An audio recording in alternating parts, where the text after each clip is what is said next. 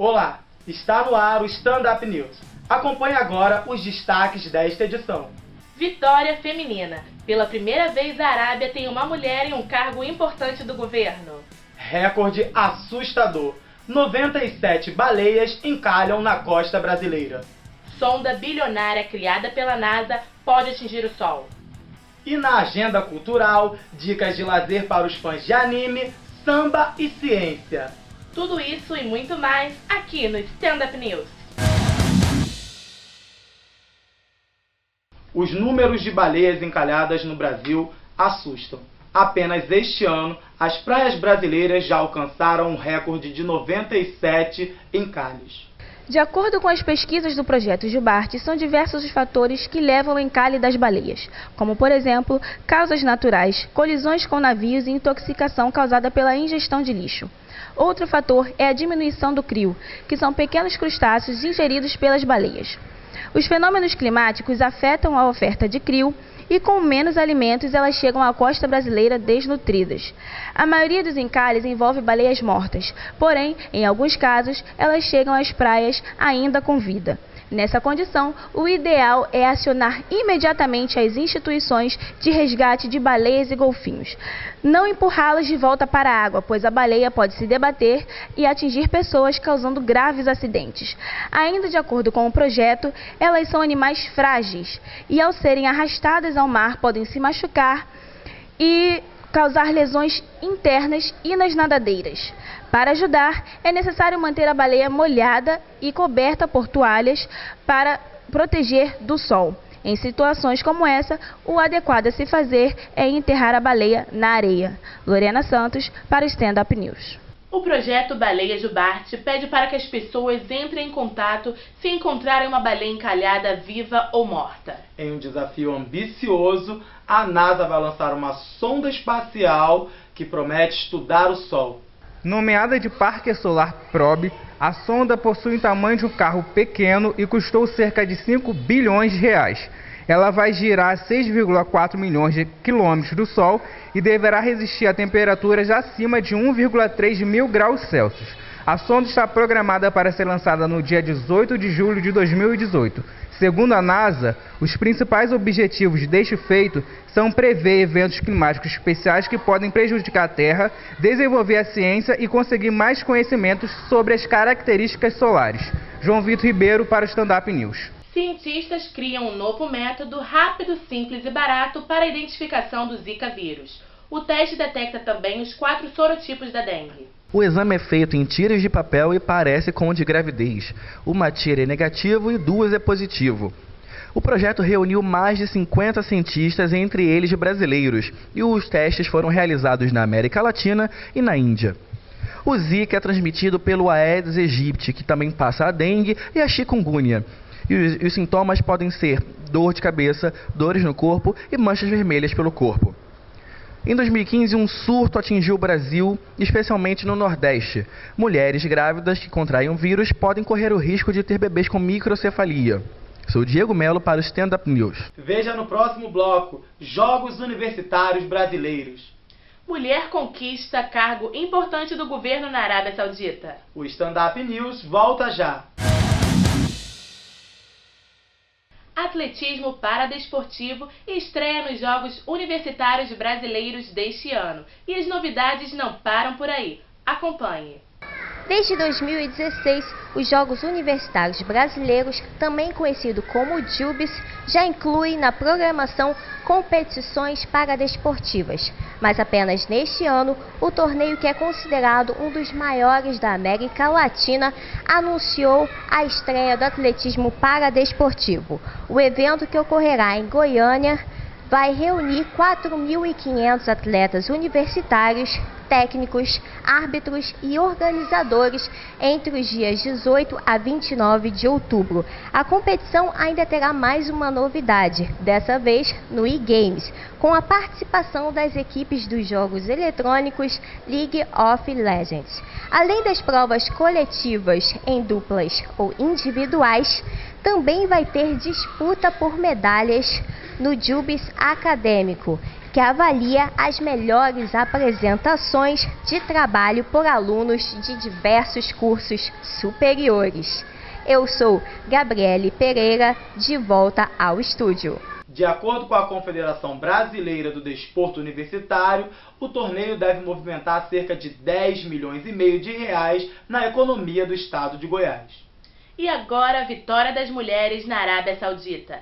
Além de receberem permissão para dirigir, pela primeira vez uma mulher foi nomeada para um cargo importante do governo. A nomeação aconteceu no dia 27 de setembro, logo após o fim de uma lei que proibia mulheres de dirigir. A saudita Iman Al-Ghamid foi eleita como vice-prefeita de Al-Kubar.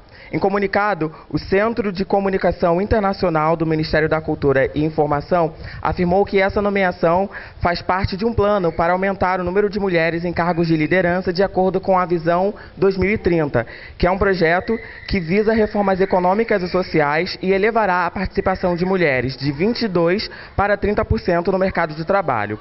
Para comemorar, inúmeras mulheres sauditas foram às ruas para dirigir, mas as licenças para que elas possam dirigir só vão começar a ser emitidas daqui a 9 meses. Edilson Barçós, que voltamos ao estúdio.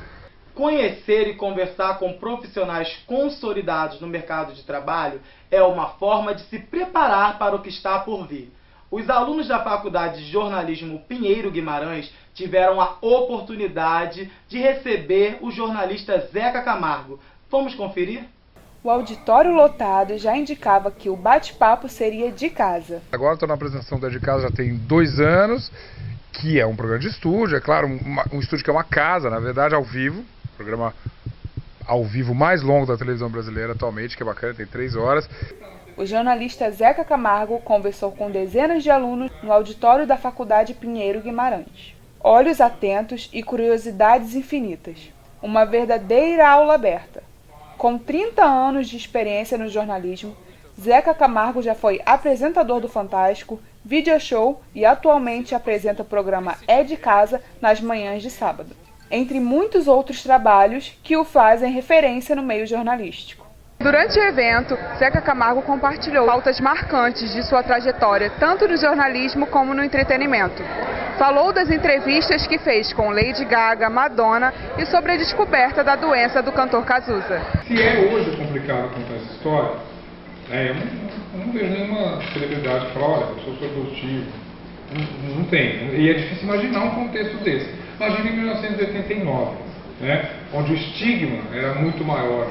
O jornalista ensinou que a busca de conhecimento não deve parar.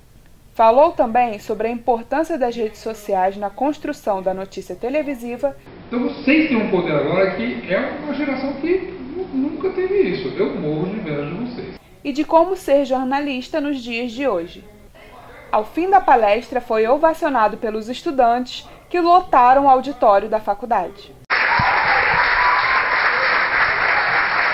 Ao final do bate-papo, Zeca Camargo está aqui tirando selfies e muitas fotos com os estudantes de jornalismo, que participaram da palestra e tiraram todas as suas dúvidas e curiosidades. Agradeço imensamente a oportunidade que a faculdade nos proporcionou em ter uma pessoa, mestre, para falar do assunto e passar os ensinamentos. Foi de muita valia para todos os alunos aqui que nós recebemos, foi maravilhoso. Zeca Camargo, um dos maiores jornalistas do Brasil. Ele é muito simpático, muito humilde, não esperava isso tudo. E assim, espero que ele volte, para continuar o que ele começou aqui em relação à pauta e dê mais dicas pra gente.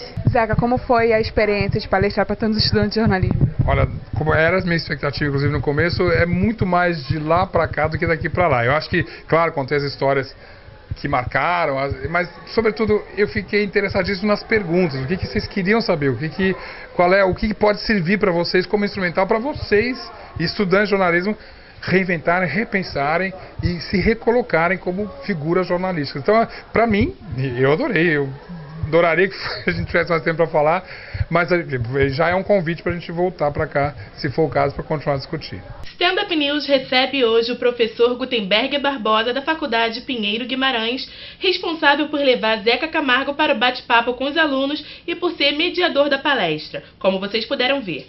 Seja muito bem-vindo, Gutenberg. Obrigado. Qual a importância dos alunos terem esse contato com os profissionais da área? Eu acho fundamental, porque por mais que eles tenham uma experiência em sala de aula, uma coisa é a sala de aula, outra coisa é a realidade. E esse aluno você vai ter contato com essa realidade por dois caminhos. Ou quando ele estagia, ou vai trabalhar no veículo, seja ele rádio, jornal, televisão, revista ou internet, ou quando a faculdade traz até eles um profissional que esteja trabalhando, e um profissional como o Zeca Camargo, que é uma referência nacional. Um cara que tem 30 anos de carreira, já passou por vários programas, já fez reportagens, enfim, já foi de tudo um pouco. Né? Então, você ter com esse profissional na sua frente, contando a história, mostrando que a vida de jornalista é fascinante, embora não seja fácil, é importante para esse aluno já ter uma ideia do que ele pode esperar do mercado de trabalho. E quais as diferenças do jornalismo na teoria para a prática? Você falou a minha palavra, né? A teoria é a verbalização, né? Aquilo que os livros ensinam, aquilo que o professor em sala de aula explica. Outra coisa é o dia a dia. O mundo maravilhoso do jornalismo, na teoria, ele é fantástico, ele é perfeito. Na prática, você vai lembrar aquilo que o professor falou e vai tentar aplicar. Claro, não vai ser tão didático assim. Se eu passo diante de uma situação, o professor falou isso. Não, isso está dentro da sua mente. Então você vai lembrar imediatamente disso. Né? Eu já tive alunos, por exemplo, eu dou uma disciplina chamada entrevista e reportagem entrevista, desculpa, e que alguns alunos falaram assim, não vejo muita importância nessa disciplina, não vejo como aplicá-la. Aí, até o belo dia desse aluno ir para o mercado de trabalho, ele lembrou de tudo aquilo que eu falava, como se comportar diante do entrevistado, como elaborar uma entrevista, e aí viu realmente que aquela teoria que eu dei lá atrás, que no primeiro momento ele achou não tão importante, viu quanto era importante no dia a dia dele profissional. A minha e outras disciplinas, com certeza. E como é a preparação dos alunos para o mercado de trabalho? Bom, aí eu não digo como é a preparação, é como cada um se prepara, entendeu? Existe uma velha frase, um conceito antigo, que diz que quem faz a faculdade é o aluno. E é verdade. Por melhor que seja a faculdade, a universidade, enfim, se o aluno não quiser nada, ele não vai conseguir nada. A não ser que uma questão de sorte, ele até consegue. Mas, se ele é dedicado, ele é esforçado, ele vai cada vez querer mais. O aluno que quer alguma coisa além da sala de aula, ele vai perturbar o professor no bom sentido, ele vai correr atrás dos estágios, ele vai estar atento que o professor pede, ele vem às palestras, né, não é um aluno que se ausenta da palestra. Uma coisa é o aluno que se ausenta por um motivo pessoal, de doença e tal. Outra é aquele que vai para o bar beber, aquele que fica em casa vendo televisão.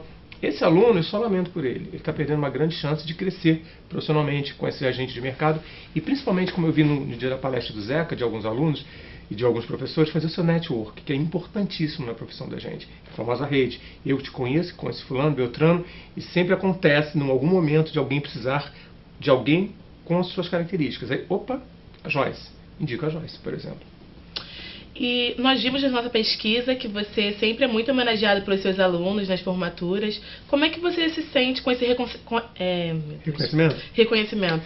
Eu fico muito feliz porque, assim, eu sempre brinco, no bom sentido da palavra, que você receber esse tipo de homenagem, seja sendo Paraninfo ou professor homenageado, é como se fosse ganhar um Oscar, né? Eu digo que o Paraninfo é o ator principal e o professor homenageado é o ator coadjuvante, não desmerecendo, né? Mas é porque dentro de vários anos, vários professores que os alunos têm, né? Você ser lembrado para ser homenageado nesse dia, sendo Paraninfo ou professor homenageado, é muito importante. É como se fosse o grande reconhecimento. Não só está no prêmio, é saber que anos depois você entra numa rede social e tem um aluno falando assim, Gutenberg, obrigado por aquilo que você me ensinou, legal, valeu, lembro. Sabe, esses pequenos detalhes, ou você encontrar na rua, de repente, um aluno que já passou na faculdade por você e você encontra com ele na rua e ele fala com você como se fosse aquele garoto, aquela garota do primeiro, segundo período, e já é um profissional de mercado, um cara que está trabalhando. É muito gostoso, a gente se acha, fica meio cheinho. A cada sucesso de aluno, a gente sabe que fez parte daquela construção, eu e os outros professores, né, na parte profissional. Então é muito legal saber que você faz parte daquela história de vida, daquele sucesso, daquele profissional que está ali no mercado atuando e sendo referência, como a gente tem vários alunos aqui da Pinheiro Guimarães aí no mercado trabalhando. Muito obrigada, Gutenberg. Eu que agradeço, Joyce, pelo convite. E aí, Antônio, o que vai ter depois do intervalo? No próximo bloco tem o Pode ou Não Pode, que esclarece dúvidas do seu dia a dia. O Cooking Up, com a receita de um delicioso brioche, e a agenda cultural. Não saiam daí! Você já deve ter se perguntado se é obrigado ou não a pagar os 10% do garçom cobrados por bares e restaurantes. O repórter Lucas Mendes esclarece essa dúvida. Você tem o costume de pagar a taxa de serviço adicional cobrada por bares e restaurantes para dar gorjeta ao garçom? Quando solicitado, a gente tem que pagar, né? Eu costumo pagar porque, na realidade, sou obrigado, né? Isso aí é óbvio, né? Você paga pela qualidade do atendimento. Normalmente, a qualidade é ruim e você é obrigado a pagar. Às vezes vem escritos 10%, às vezes não. Quando não, eu não pago não.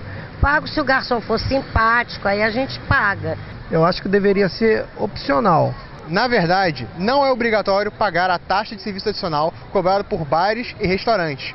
Popularmente conhecida como 10%, essa taxa de serviço adicional, como consta na lei sancionada por Michel Temer, agora é dividida entre empregador e empregado e sempre tem que constar na nota fiscal. Só que você não é obrigado a pagar. Por isso, se algum local te forçar a pagar essa taxa de serviço adicional, você tem o direito de levar a sua nota fiscal para o PROCON e denunciar o estabelecimento. Atente-se à sua conta e busque os seus direitos. Quem nunca pensou em aprender a preparar pães em casa? No Cooking Up desta semana, o nosso repórter gastronômico Ezequiel Batista ensina uma receita deliciosa do brioche alemão, ideal para sanduíches.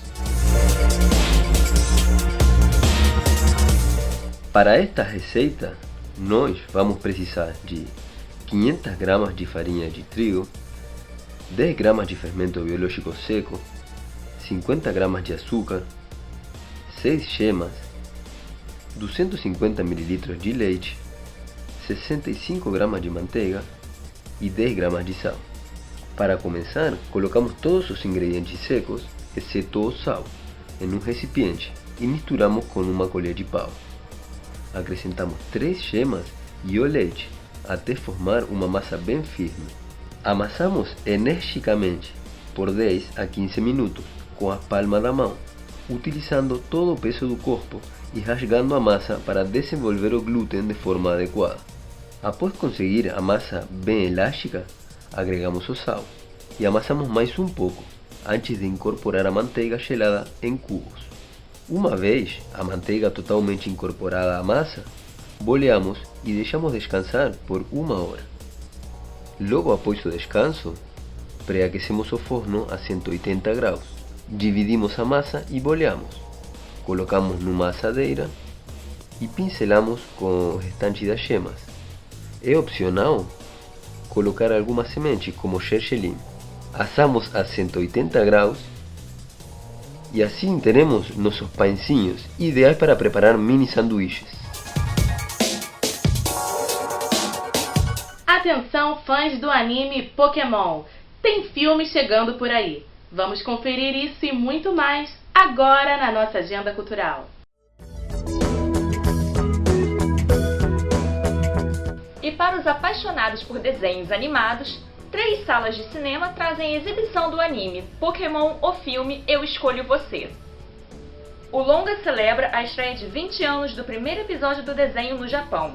As exibições ocorrem nos dias 5 e 6 de novembro, às 9 da noite, nos cinemas do Carioca Shopping, Botafogo Praia Shopping e Downtown da Barra.